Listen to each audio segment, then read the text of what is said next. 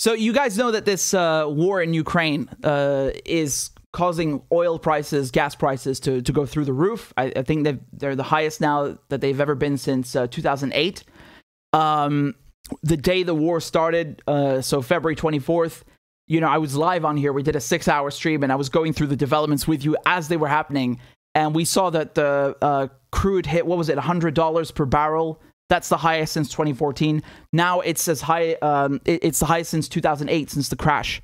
So let me just show you what the rationale is here. This is an article from CNN, and they're saying that politicians are willing to pay the price of supporting Ukraine as higher gas costs bite consumers. So already just seeing this headline, you should have some red flags going up, right? Because they're literally saying that it's consumers who will get hit with higher costs. So how come the politicians are the ones who will pay?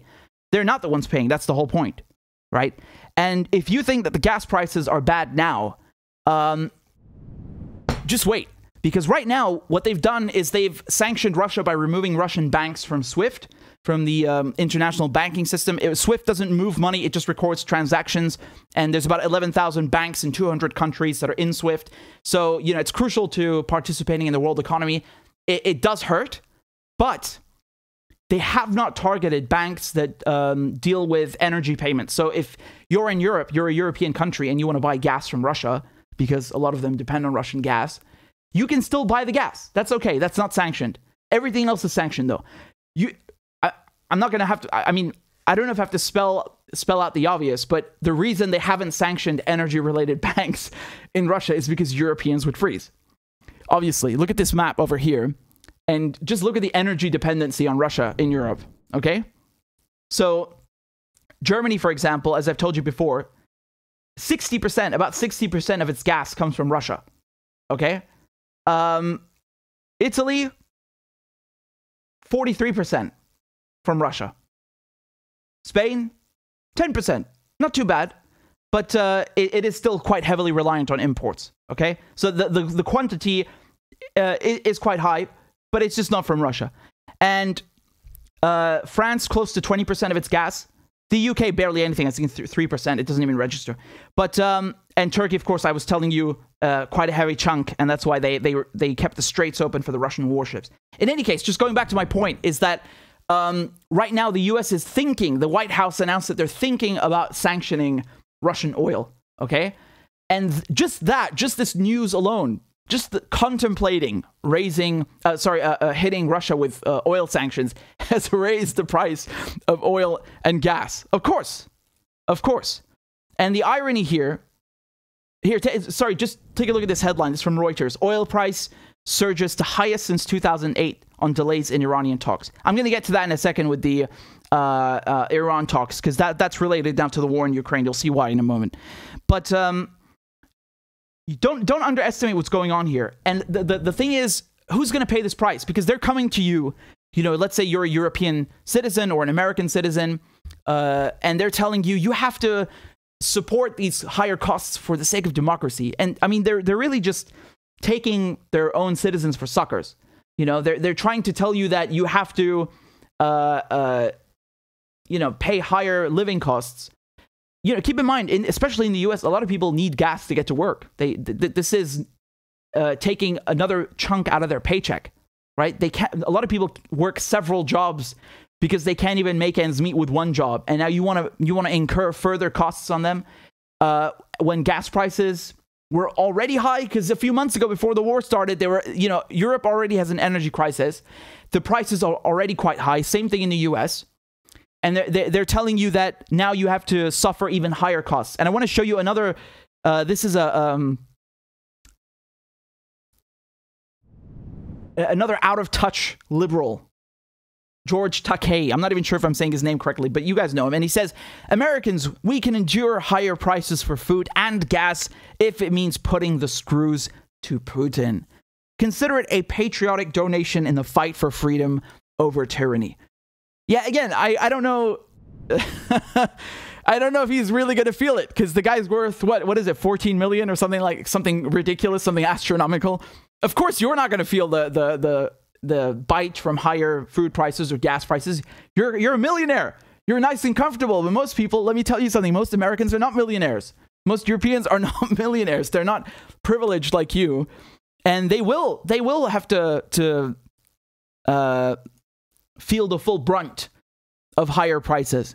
So this is not a game. This is really not a game. They're playing with fire here. And you should be, honestly, man, I'm not joking. We should be thankful that Russia has not weaponized the gas, because I showed you the map that how much Europe depends on Russian gas. They could easily just switch off the fucking valves and let the whole continent freeze. And look at the prices then, if you think they're bad now. They could easily do that. They could absolutely easily do that. Now, the problem is with that, with sanctioning Russian oil, let me just show you over here how much gas and oil Russia provides to the world. So this is from Forbes. They say Russia is one of the world's largest producers, according to the 2021 BP Statistical Review of World Energy. In 2020, Russia produced 10.1 million barrels per day of crude oil and natural gas condensate. That was good for second place behind the US at 11.3 million barrels per day.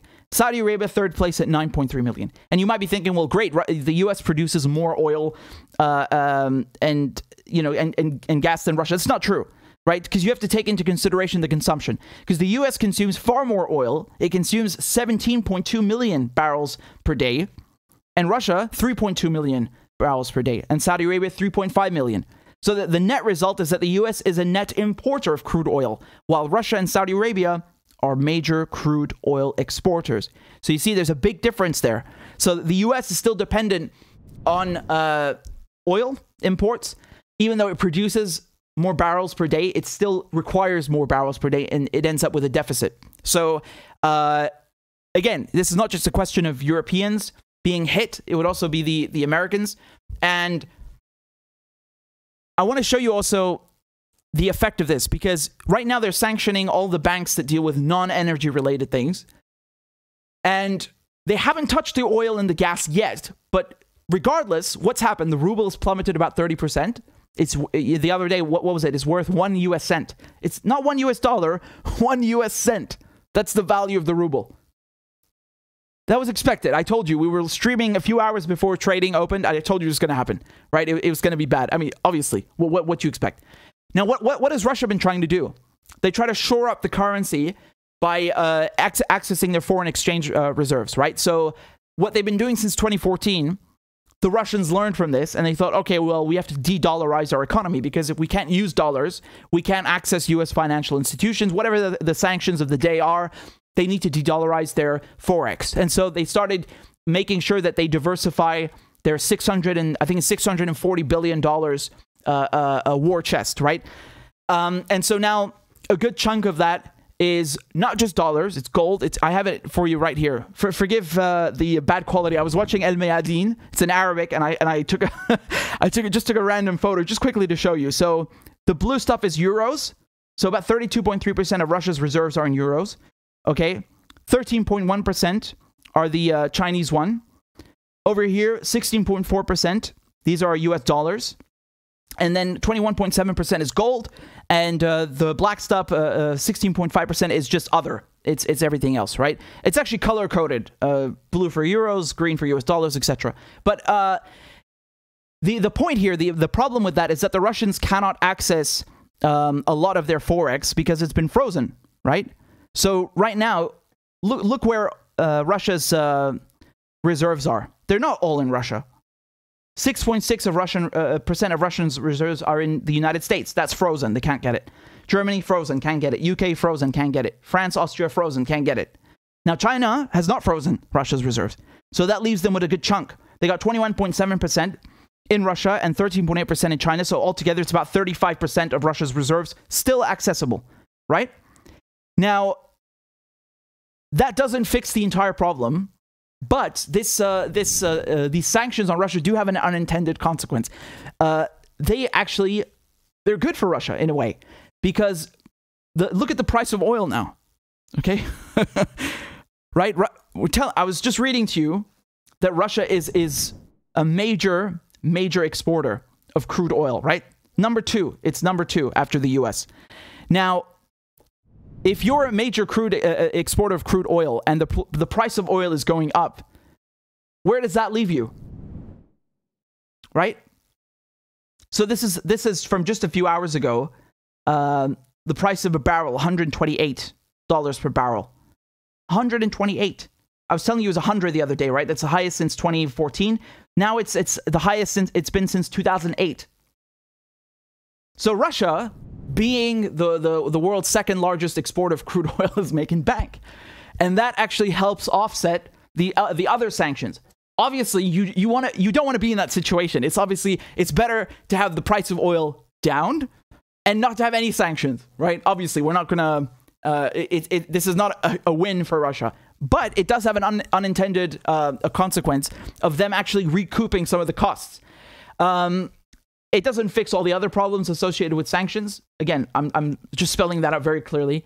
But the irony here is that this is only by sanctioning non-energy related banks. Can you imagine what would happen to the price of oil if they actually went after the Russian oil exports and the banks that deal with the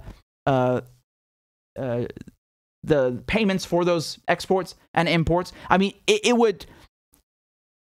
Man, you are going to feel that bite. I'm telling you. If you're in Europe, like me, and if you're in the US, we are going to feel that shit. That is not going to be pretty. If you think the prices are bad now, that is going to be even worse. And I think it's really disgusting that these politicians and rich actors and these liberal elites think that, they can just come and spout this propaganda like, yeah, let's come on, guys, let's pay the price for democracy in Ukraine. Yeah, but they're not the ones paying the fucking price. They're not the ones paying for it. They're not going to feel anything change in their living standards if the price of oil goes up. Nothing. They're immune from that. So they're basically asking, the working class, they're asking the people who are not in the same tax bracket, right? They're asking the people who are worse off, who can barely make ends meet, to pay the price for their shit, right? And of course, again, it's with these buzzwords. I mean, just look at this. They these buzzwords over here. Oh, it's Putin, He's the dictator du jour.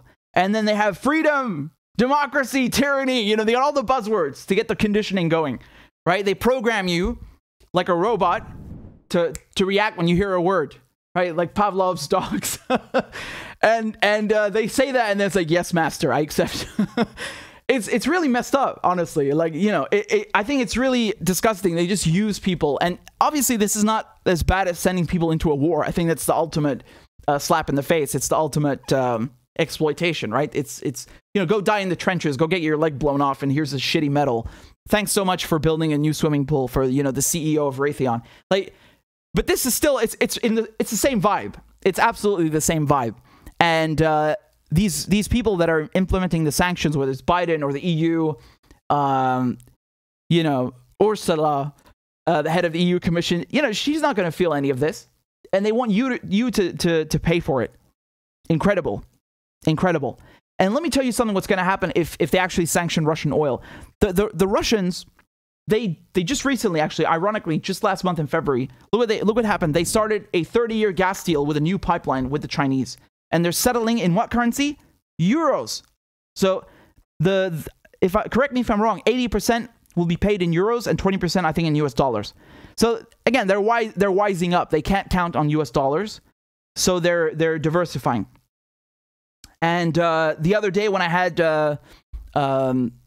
Pepe Escobar on the show, we were talking about how they could easily work on Power of Siberia too. They have other pipelines, other projects in Eurasia that the Russians can turn to. So if you think that, oh well, we'll just sanction these banks and we'll screw the Russians. Oh no, you got another thing coming. The Russians will get hurt, yes. But in the long term, actually, and the short term, it's mostly Europeans and Americans and not the rich people, not the liberal elites, not the politicians. It's actually the consumers and the working class who will get hit the hardest. So this is a very dangerous game that's being played here. It's a very dangerous game, and I think it's very disgusting that they want you to pay for it, basically, right? And they try to brainwash you and say, oh, it's democracy, democracy, freedom. It's almost comical, but and it would always be funny if it weren't so messed up. But this is how it always works. You have a little group of rich people political elites, and they just use everyone. Again,